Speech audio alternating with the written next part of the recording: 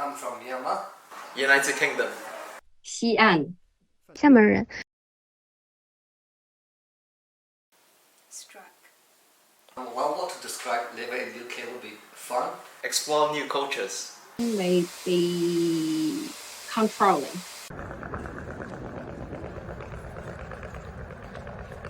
Since 2020. This is the beginning of my story. I got on a passenger plane to Armstrong during the chaos, and the reason I chose to study in the United Kingdom at a time when Chinese public opinion was unacceptable. College students do have the opportunity to upgrade their qualifications through various exams. They can gain access to a postgraduate degree through exam open to college degrees.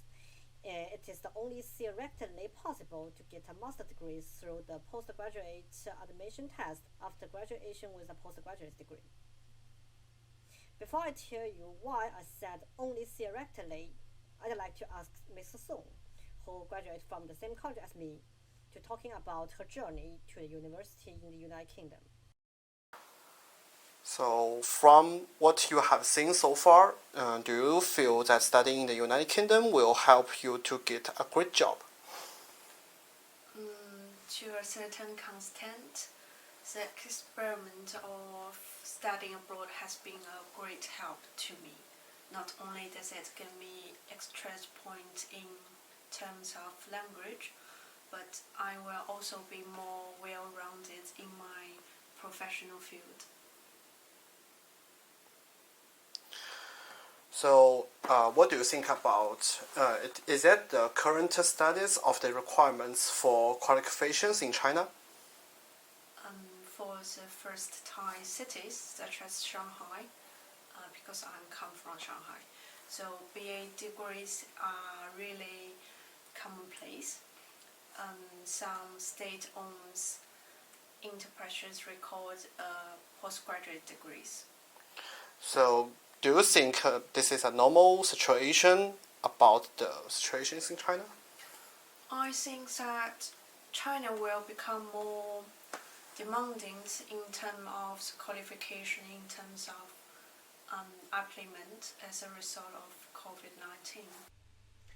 Let's hear about more international examples, perhaps not for international students from other countries. So through this group of your friends, what's your opinions of the United Kingdom's higher education systems? What do you think of them? Like, how do you think of the university? How do you think of the whole working process of the education system? The last year when we met, he's already a doctor in writing in UCL. So like assessing, I'm still in bachelor now.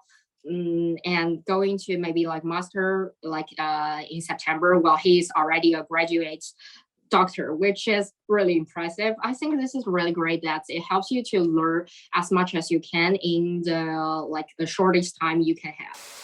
Okay, brilliant. Glad to hear that. So, you know that the United Kingdom, they only need to spend about 1 year's time to finish their master degrees. So, what do you think of that? Well, I think that actually it's like pretty good, but it's still have a lot of like stereotype cliche of this kind of like 1 year master. I think like well for my friends, I have friends that study in the UK for business, having friends study UK for literature and physics, chemistry. Well, I think they are both having a great while studying experience. So I think 1 year is not really the problem. The problem is your like schedule for your own study is actually full and is useful and is actually making you to gain something, not just like study for 1 year. It is clear that these two French students have a good understanding of the United Kingdom study environment, but 1 year is too short in their eyes. To conclude this film, we look at what a PhD from the United States who has studied in China and now working in the UK say about the issues it seeks to explore. Okay, so we have already talking about the Chinese students, so let's move our topics on international students. So according to the University UK 2021, so 60.7% percentage of university students in the United Kingdom and from non-European countries, and represent 33% percentage of the postgraduate students population.